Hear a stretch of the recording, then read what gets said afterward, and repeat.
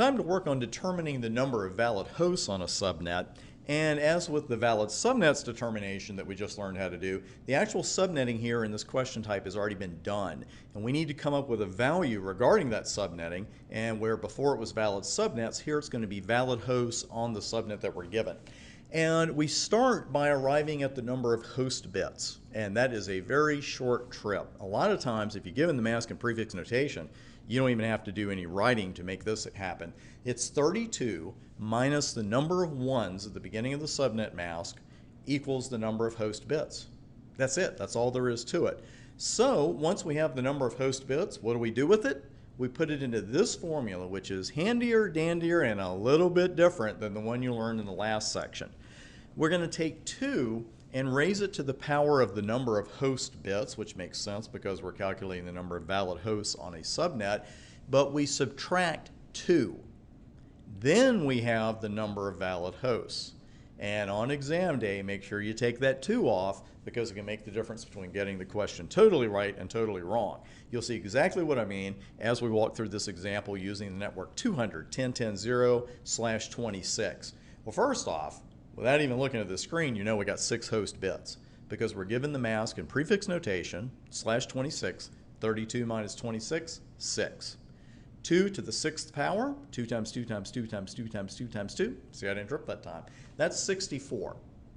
Now, if I were writing a practice exam, which I will be shortly, but if I were writing even the real exam, and I was giving you this question, and I was giving you multiple choice, I would guarantee one of the choices would be 64.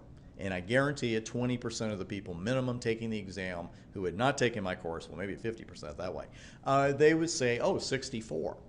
You gotta subtract the 2 when it comes to the number of valid hosts. So the actual answer is we have 62 valid hosts on 200.10.10/26. Now, 2 big differences between this determination and coming up with the number of valid subnets. Now, it makes sense, but I'm going to point this out anyway.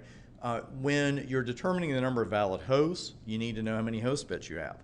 When you're determining the number of valid subnets, you need to use the number of subnet bits you have. Now, why do you only subtract the 2 in the valid host calculation? Where are those 2 coming from?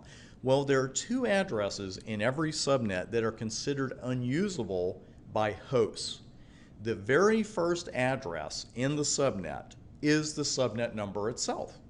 So if we can't assign that one to, a printer or something like that.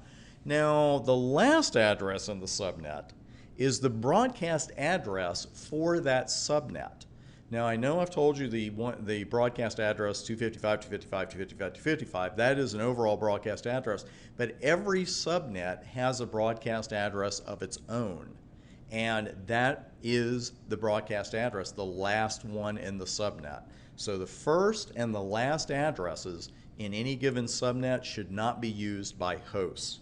And for now, I'm asking you to trust me on that because you're going to see very shortly when we're calculating the actual range of valid IP addresses in a given subnet and or the broadcast address for that same subnet, that concept will become a lot more clear because we're going to go into the bit level on that. But again, your first and last addresses in any given subnet are considered unusable. So that's why you subtract the 2 when you're calculating the number of valid hosts.